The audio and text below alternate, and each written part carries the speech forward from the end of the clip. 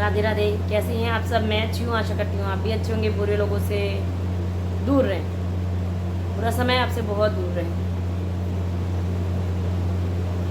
Thanks मेरे videos देखने के लिए और उनका सपोर्ट करने के लिए बहुत बहुत धन्यवाद। मैं लाइव दोपहर में ही आती हूँ, सिर्फ 1 से 2 के बीच में डेली दोपहर में। और अगर आप मुझसे बात करना चाहते हैं तो आप वहाँ पे मुझसे बात कर सकते हैं लाइव में ज्वाइन होकर के। बाकी अगर चैनल पे आप न्यू हो तो प्लीज़ चैनल को सब्सक्राइब कर लीजिएगा, मुझे सपोर्ट करिएगा अगर मेरी स्टोरी आपको रियल लगे तो। धन्यवाद। तो कुछ चीज़ों के जवाब देने बहुत ज़रूरी हो जाते हैं। तो मेरे पति का है सामने आना, फिर दिखाऊंगा एक फ़ौजी क्या कर सकता है। देखिए, फ़ौजी बहुत अच्छे होते हैं, ठीक है, आर्मी के लोग बहुत अच्छे होते हैं पहली बात तो। बट हाँ, मेरा वाला निकम्मा नालायक है, 1 नंबर का लौंडियाबाज है। सॉरी, ये वर्ड मैंने यूज़ किया, पर मेरे हस्बैंड जो फ़ौजी हैं वो बहुत ही बदतमीज़ हैं, कैरेक्टर लेस है। और भी बहुत वर्ड है मैं नहीं यूज़ कर सकती। सिर्फ उस बंदे के बाद अगर मतलब वो फ़ौज में है तो इसका मतलब ये नहीं कि वो भगवान हो गया है और कुछ गलत नहीं कर सकता है। तो मैंने बहुत कुछ देख लिया रविशंकर, मैंने बहुत देख लिया है कि तुम क्या कर सकते हो। तुमसे ज़्यादा गिरा हुआ नीच इंसान मैंने अपनी पूरी लाइफ में नहीं देखा। मतलब इतनी एज हो गई मेरी, मैंने कभी नहीं देखा इतना गिरा हुआ इंसान कोई हो सकता है। वो सिर्फ एक है, रविशंकर। और मैं खुद बता रही हूँ कि मेरा पति फ़ौजी है, तो तुम्हें बार बार बताने की ज़रूरत नहीं है। मुझे प्रशासन ने ये दिखा दिया है कि तेरा पति फ़ौजी है, इस वजह से हम तुम्हारी कंप्लेंट नहीं लिखेंगे। तब मुझे सोशल मीडिया पे आना पड़ा, ठीक है बेटा। तूने फ़ौजी की औकात देखी है? मैंने बोला तो मुझे इंडियन आर्मी के लोग बहुत पसंद है, बहुत ज़्यादा। बट एक तुम ना इतने नीच इंसान हो, मुझे यही लगता है कि तुम्हें फ़ौज की नौकरी मिल कैसे गई। तुम जैसा नीच इंसान आर्मी में है, ये होना ही नहीं चाहिए रियली।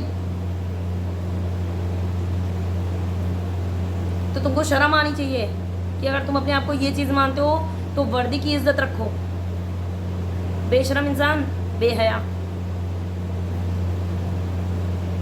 मैंने सभी को बोला, तेरे को और तेरे बाप को, आऊँ जिसने शादी करवाया पप्पू को भी, लेकिन कोई नहीं बोला पंचायत करो। गवाह मेरे पास है, गवाह और कुछ नहीं है। झूठा इंसान। मैंने खुद इसको, इसकी रखेल को, उसके नाजायज़, उस रखेल के नाजायज़ बेटा, पता नहीं किस उसका गंदा खून होगा उसके शरीर में। जिस औरत के 1000 मर्दों के साथ रिलेशन होते हैं ना, बच्चलन के साथ, उसका बेटा पता नहीं क्या होगा। चंदा का, शिव कुमार, मैं बोलती हूँ जो करना है कर लो जाकर के, ठीक है। मैंने उस शिव कुमार से भी बोला था कि तू पंचायत कर, मेरे पास रिकॉर्डिंग है। मैं रविशंकर की स्क्रीनशॉट लगा रही हूँ। रविशंकर की सिस्टर के पास मैंने बोला कि भाई पंचायत करो, डाइवोर्स दो। इसको भाभी के साथ रहना है, चंदा के साथ रहना है, समा के साथ रहना है, सुनीता के साथ रहना है, या फिर गोमती नगर वालियों के पास जाना है। मेरी तरफ से फ्री है। मैंने हर वीडियो में अपने बोला मैं स्वयंवर रचा दूंगी इसका।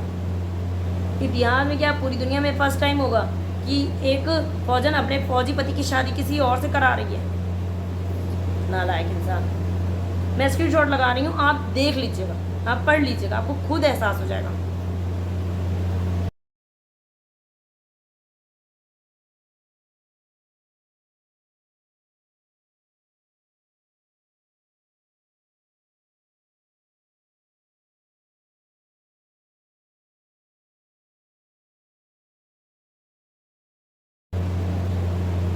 इंसानियत तो सानू ने और उसके बाप ने खोया है।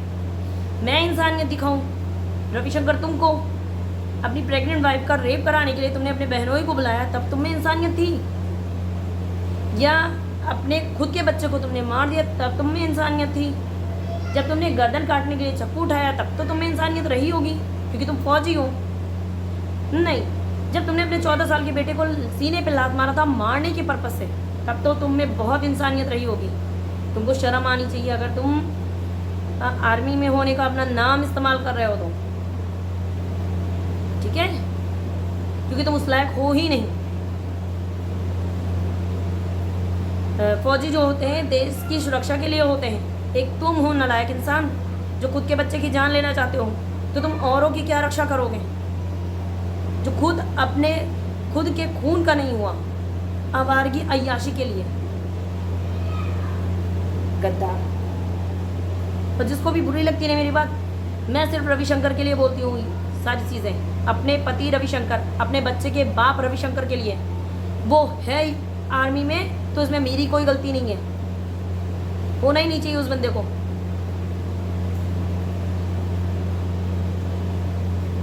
इन्होंने फिर बोला मैंने बोला है लेकिन इसके बारे में पता है, इसे समझाओ, अभी हद है, हद पार नहीं किया है, समय आएगा तो ये भी होगा।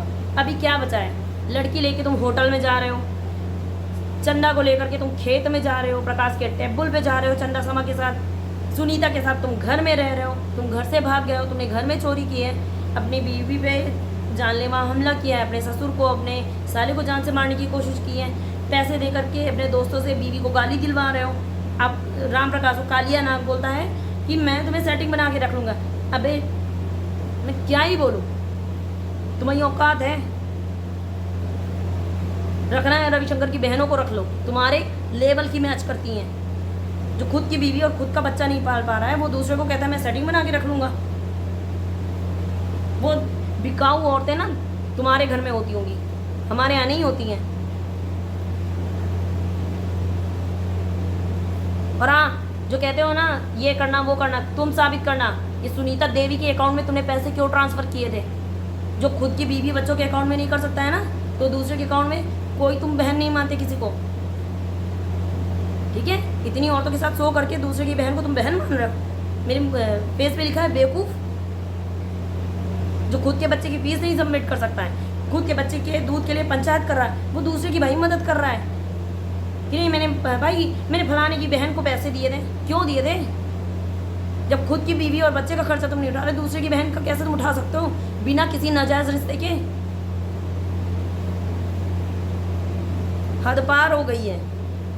जब तुमने घर में चोरी की, एटीएम और ये सब, और जब चक्कू उठाया, ईंटा उठाया, तभी हद पार हो गई थी। मैंने तुमसे बोला था उस रखेल की तरफ मत जाना, नहीं तो तुम तांडव देखोगे। तुमने अपने हिस्से का कर लिया, अब मेरी बात। लीगल वाइफ के बहुत हक होते हैं, ठीक है? तो मैं बीवी हूँ, खेत वाली खेत तक, गांव वाली गोबर के तक, वो जो रखेले हैं तुम्हारी, बस बीवी के आगे कुछ भी नहीं है। वो सिर्फ रात गुजार सकती हैं पैसे ले करके, बाकी कुछ भी नहीं है। वो 2 कौड़ी की हैं। सभी से रिक्वेस्ट है, इज्जत चाहती है तो मुझे कमेंट करने वालों किसे समझाऊं? हाँ भाई मुझे समझाओ, मैं बैठी हूँ। अब मुझे समझाओ कि मेरे पति का अगर अफेयर है तो मुझे नहीं बोलना चाहिए, मुझे अपनी पति की रखेलों को बर्दाश्त करना चाहिए। आखिरकार वो घर के अंदर थोड़ी ना लेके आता है, वो तो गेट के बाहर रहता है औरतों के साथ, तो इसमें क्या गलत करता है? फौजी है, कर सकता है। अगर 85,000 पेमेंट पा रहा है, फौज में हवलदार है, तो कर सकता है। कौन सी किताब में लिखा, जरा किताब का नाम मेरे को भेजना, मैं देखती हूँ, ठीक है? और सारी चीज़ें मैं अपने निकम्मे नालायक फौजी पति के लिए बोल रही हूँ जो इंडियन आर्मी में है। सिर्फ एक बंदे के लिए बोल रही हूँ, मैं सबको टारगेट नहीं कर रही हूँ, सबको टारगेट नहीं कर रही हूँ। मेरे साथ गलत हुआ मैं बोल रही हूँ, बाकी सबके, पूरी दुनिया के फौजी बहुत अच्छे हैं, मैं उनको कुछ नहीं बोल रही हूँ। मेरा एक दुनिया में एक फौजी मतलब खराब है, वो मेरा पति है। तो अब दुनिया के सारे आर्मी वाले अच्छे हैं तो इसका मतलब ये नहीं कि ये वाला भी अच्छा होगा। ये वाला चीघड़ है एकदम, मतलब बहुत ही बुरा इंसान है। इतना बुरा एक अच्छा इंसान भी नहीं है, एक अच्छा पिता भी नहीं है, और एक अच्छा पति भी नहीं है। फौजी है या नहीं है मैं नहीं बोल सकती, वो मतलब इंडियन आर्मी के लिए अच्छा काम करता है या नहीं कर सकता, मैं उसकी जॉब पे सवाल नहीं उठा रही। बट मैंने जो 3 चीज़ें देखी वो बेहुदा है एकदम। हवाओं ने नहीं मैंने अपना रुख बदल लिया है। तुम तो पहले से ही गिरे हुए थे, कभी इस औरत के ऊपर, कभी उस औरत के ऊपर, कभी उस औरत के ऊपर, कभी कहीं, मतलब कहीं तुम खेत में गिर गए समा के साथ, कभी तुम समा चंदा के साथ, कभी तुम प्रकाश के टेबल पे गिर गए समा चंदा के पास साथ, कभी तुम पर्वत खेड़ा में सुनीता के ऊपर गिर गए, कभी तुम होटल में किसी और लड़की के साथ गिर गए। मतलब क्या है? और तुम्हें लगता है कि घर की इज्जत के लिए मैं चुप रहूँगी? नहीं रह सकती चुप, मेरी सहन शक्ति खत्म हो चुकी है,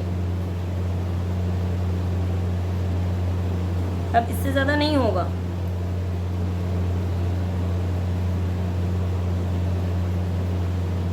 नहीं तो मैं भी वो इंसान हूँ कि बात से नहीं डरता। मर्द की जुबान की कीमत होती है। तुम मर्द नहीं हो रविशंकर, तुम्हारी जुबान की कोई कीमत नहीं है। शायद तुम भूल गए, जब तुमने बच्चे को मारा था तुमने क्या कहा था? मैं शराब नहीं पीऊँगा, मैं दूसरी औरत के पास नहीं जाऊँगा। तुम्हारे ही वर्ड थे। तो तुम किस हक से अपने आप को मर्द कहते हो? 10 औरतों के साथ सो करके कोई मर्द नहीं बनता, वो बाजारू बनता है।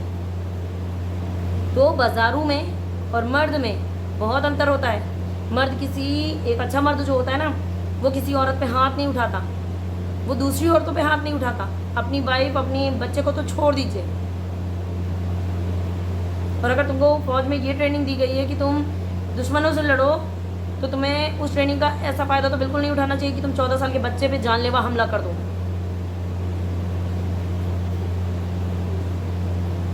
आ जाना सामने। मैं तो कहती कर लो पंचायत।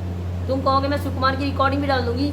जब मैंने रविशंकर से बोला था कि रविशंकर पंचायत कर लो, मैंने चंदा के बच्चे से बात कर ली है, चंदा के बेटे से। रविशंकर की हिम्मत नहीं पड़ी, फट गई थी, भाग गया था वो।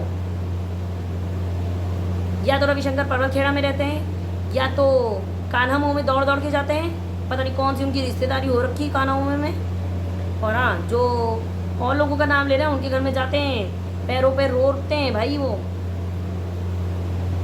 नहीं कर रहा पंचायत। डरपोक है एक नंबर का, शराब पी लेगा, शराबी, और लौंडियाबाजी करता रहता है बस। और उसको लगता है कि लोग मेरी इज्जत करते हैं। कोई इज्जत नहीं करता तुम्हारी। इज्जत उसकी है जो तुम एक दिन में इतनी ढेर सारी दारू पिलाते हो ना, 10,000, 15,000, 20,000 की, लोग उसकी इज्जत करते हैं। तुम्हारे पास 10 शराबी बैठते हैं बस, उससे ज़्यादा तुम्हारी कोई औकात नहीं है। और हाँ, खुद को मर्द मत बोलो, तुम मर्द हो ही नहीं। तुमको तो किस कैटेगरी में डालूं मेरे को यही नहीं पता है। क्योंकि जो बाकी होते हैं, औरत हो चलो तब भी समझ में आता है, जो दूसरे होते हैं उनके लिए मैं यही बोलना चाहूँगी, वो भी बहुत रिस्पेक्टफुल होते हैं। उनकी कैटेगरी में भी मैं तुम्हें नहीं रख सकती हूँ। तो मेरी नज़र में ना तुम आदमी हो, ना औरत हो, ना गे हो। तुम कौन से प्राणी हो मेरे को खुद समझ में नहीं आ रहा। सॉरी मेरे वर्ड अगर किसी को बुरे लगे हों, पर ये तीनों बहुत अच्छे होते हैं। मतलब अगर आप आदमी हैं तो वो भी एक लिमिट तक ही गिरता है। और जो गे होते हैं बहुत से, वो भी पढ़े लिखे समझदार सुलझे होते हैं, वो किसी को नुकसान नहीं पहुंचाते। और जो औरतें होती हैं उनका भी दिल बहुत अच्छा होता है, बहुत सी औरतों का। बट जो मेरे पति की रखेले हैं वो दूसरे टाइप की हैं, उनको हम कुछ नहीं कह सकते। तो मैं रविशंकर को एक अच्छा इंसान भी नहीं मानती। अब क्या हो तुम ही मेरे को बता दो। और ये भोंक के मत जाया करो। मैंने तुमसे पहले ही बोला था पंचायत कर लो। चंदा से भी बोला है, तुम्हारी माँ किसुन दुलारी से बोला, तुम्हारी बहनों से भी बोला, पंचायत करके डाइवोर्स दे के जाओ। तुमको लगा मैं भाग जाऊँगा, कहानी ख़त्म हो जाएगी। जब तक पंचायत नहीं होगी तब तक कहानी नहीं ख़त्म होगी। ठीक है, अभी तो शुरुआत है, आगे आगे देखो होता है क्या। बहुत कुछ देखना है। अपने दिल को बहुत मजबूत करके रखो।